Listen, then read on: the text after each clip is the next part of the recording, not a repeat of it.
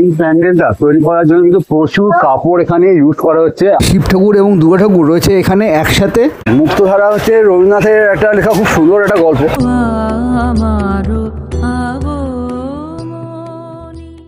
নমস্কার দর্শক বন্ধুরা, কেমন আছো? তোমার সাথে আশা করছি সবাই খুব ভালো আছে, সুস্থ আছো। পুজোর দাঁড়িয়ে একটা নতুন পর্বে তোমাদের সকলকে জানাই অনেক অনেক সুস্বাগত। এই মুহূর্তে আমি চলে এসেছি উত্তর কলকাতার একটা জনপ্রিয় পূজা প্রাঙ্গণের সামনে। আমি এই মুহূর্তে দাঁড়িয়ে আছি দমদম পার্ক তরুণ সংঘ পুজো কমিটির পূজা প্রাঙ্গণের ঠিক মানে এন্ট্রি গেটের সামনে। তো আমি এখান থেকে তোমাদের সঙ্গে শেয়ার করবো এখানে কি থিম হচ্ছে আর কি ভাবে দুর্গাপুজোর প্যান্ডেল সেজে উঠছে, সেই সকল তথ্য থাকবে আজকের এই ভিডিওতে। তাই আমি রিকোয়েস্ট করবো ভিডিওটা স্কিপ না করে পুরোটা দেখতে থাকো। আর আমার চ্যানেলে যদি নতুন হয় চ্যানেলটিকে সাবস্ক্রাইব করে বেল আইকনটি বাজিয়ে দিও, ফলে আমি যখন নতুন ভিডিও দেবো তোমার মোবাইলে চলে যাবে সবার আগে। ভিডিওটি ভালো লাগলে লাইক করে দিও আর প্রচুর শেয়ার করে দিও। চলো দমদম পার্ক তরুণ সংঘ থেকে শুরু করা যাক আজকের এই ব্লগ। তোমরা যারা আমাকে চেনো না তাদের জন্য বলি, আমার নাম শুভ্র, আমার চ্যানেলের নাম হচ্ছে স্কাই ইজ দ্য লিমিট এবং আমার চ্যানেলের হ্যান্ডেল নাম @দিয়ে লিখবে বং পুজো ব্লগ, তাহলে পৌঁছে যাবে আমার চ্যানেলে।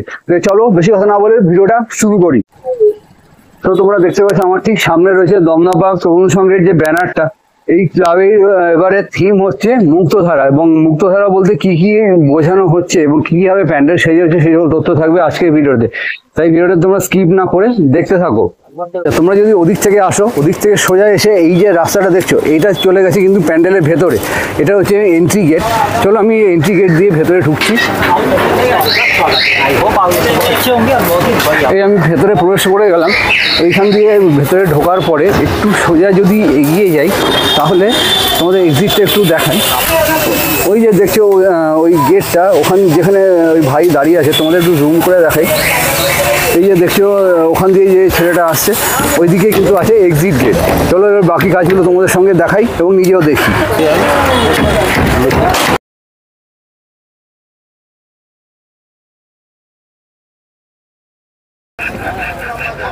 এই যে জায়গাটা দেখছো, এই জায়গাটায় মুক্তধারা হচ্ছে রবীন্দ্রনাথের একটা লেখা খুব সুন্দর একটা গল্প। সেই মুক্তধারায় যে গল্পটাকে বেস করে দমদম পার্ক তরুণ সংঘের যে প্যান্ডেলটা কিন্তু সেজে উঠছে। ঠিক এই যে জায়গাটা দেখছো এইখানটায় তোমরা এসে একটা লাইভ পারফরমেন্স কিন্তু দেখতে পারবে। ঠিক ওইখান দিয়ে কিন্তু দর্শনার্থীরা মানে যাতায়াত করবে, দর্শনার্থীদের ছেড়ে যে এই যে জায়গাটায় এই যে সামনের যে স্টেজটা, এই স্টেজটা থেকে পুরো গোল হয়ে কিন্তু মানে যে টিমটা থাকবে, লাইভ পারফরমেন্সটা হবে, এখান দিয়ে পুরো গোল হয়ে ভেতর দিয়ে ঢুকে তারা পারফরমেন্স করতে করতে যাবে দর্শনার্থীদের সামনে। তো আমি এই মুহূর্তে দেখতে পাচ্ছি এই প্যান্ডেলটা তৈরি করার জন্য কিন্তু প্রচুর কাপড় এখানে ইউজ করা হচ্ছে। আর এই যে দেখছো আমার সামনে যে অংশটা, এটা কিন্তু হচ্ছে পাহাড়, মানে প্রকৃতির কাছে মানুষ যাতে বাধা হয়ে না দেয়, সব দিক থেকে যাতে মুক্ত থাকে। কারণ এই যে দেখছো পাহাড়ের ওপরে কিন্তু মানুষ বসতি করে রয়েছে। ঠিক একটু যদি তোমাদের জুম করে দেখাই, দেখো কত বাড়ি রয়েছে পাহাড়ের ওপর, মানুষ কিন্তু বসতি স্থাপন করে। যারা একটু পাহাড়ি অঞ্চলে থাকে তারা এই জিনিসগুলো কিন্তু বুঝবে। আর এই যে জায়গাটা দেখছো এই সামনে কিন্তু দেখো বাঁধ দিয়ে কিন্তু জল ধরে রাখা হয়। যখন বাঁধের ধারণ ক্ষমতা মানে কমে যায় যাতে তখন কিন্তু যে জলটা ছেড়ে দেওয়া হয় লক গেট দিয়ে। এই যে দেখছো একটু যদি তোমাদের এগিয়ে দেখাই, এই যে দেখছো এই যে জায়গাটা, এই জায়গাটা এটা হচ্ছে লক গেটটা যে জলটা কিন্তু বের করে দেওয়া হবে। আর জলটা কিন্তু এখানে অরিজিনালি দেখানো হবে। এই যে এখান দিয়ে জলটা আসবে, জলটা এসে এই যে জায়গাটা দেখছো এখান দিয়ে জলটাকে ফ্লো করে এই উল্টো দিকে একটা পুকুর আছে, এই পুকুরে কিন্তু জলটাকে বের করে দেওয়া হয় এবং এটা কিন্তু রোটেশনালি চলতে থাকবে মোটরের সাহায্যে। এখানে বেশ পুরো প্রস্তুতি কিন্তু এখন ঠিক মানে অত্যন্ত দ্রুততার সঙ্গে চলছে। আর এখানে একটু তোমাদের ক্ষেত্রে জিনিস দেখায়, কিছুদিন আগে ঘাটালে যে বন্যাটা হয়ে গেল, বন্যায় তো প্রচুর মানুষের ক্ষয়ক্ষতি হয়েছে। এবং এইখানে যেটা আমি দেখতে পাচ্ছি, একটা হরিণের বাচ্চা একজন মানুষ হাতে ধরে মানে হরিণটাকে বাঁচানোর কিন্তু পূর্ণদমে চেষ্টা করছে। সে নিজের প্রাণকে বলি দিয়ে কিন্তু হরিণটাকে যথাসম্ভব বাঁচানো যায় যাতে, সেটা কিন্তু পূর্ণদমে চেষ্টা করে যাচ্ছে। 2024-এর দমদম পার্ক সার্বজনীন দুর্গোৎসব কমিটির পুজো প্যান্ডেল কিন্তু দারুণ সুন্দরভাবে সেজে উঠছে। প্রথমত এর থিমের নাম হচ্ছে মুক্তধারা। দেখো প্যান্ডেলটা কিন্তু প্রথমত চারদিক থেকে মুক্ত রাখা হয়েছে। এখানে ব্যবহার করা হচ্ছে মা বোনদের সমস্ত সিনথেটিক শাড়ি থেকে শুরু করে যে এমনি কটনের শাড়ি, শুধু তাই না, এখানে ব্যবহার করা হচ্ছে প্রচুর কম্বল এবং পাপোশ। জাস্ট কিন্তু অসাধারণ লাগছে, বেশ কালারফুল লাগছে। দমদম পার্ক তরুণ সংঘ সার্বজনীন দুর্গোৎসব কমিটির থিম এবার যেহেতু মুক্তধারা এবং পাহাড়ের একটা কনসেপ্ট রয়েছে। এই মুহূর্তে আমি দাঁড়িয়ে আছি পাহাড়ের ঠিক গুহার, অর্থাৎ শিব ঠাকুর এবং মা দুর্গার ঠিক সামনে। এখানে মা দুর্গা এবং শিব ঠাকুরকে একসাথে দেখা যাচ্ছে। নিচের বেদিতে রয়েছে তার সন্তানরা লক্ষ্মী ঠাকুর, গণেশ ঠাকুর, সরস্বতী ঠাকুর এবং কার্তিক ঠাকুর। মহিষাসুরের সাথে সিংহ কিন্তু বেশ যুদ্ধরত অবস্থায় রয়েছে।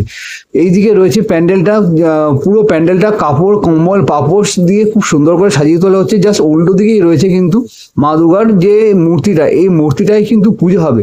মূর্তিটার থেকে একটা ব্রোঞ্জ বেশ আভা বেরোচ্ছে। আমার বেশ ভালো লাগে কিন্তু এই ধরনের মূর্তিগুলো।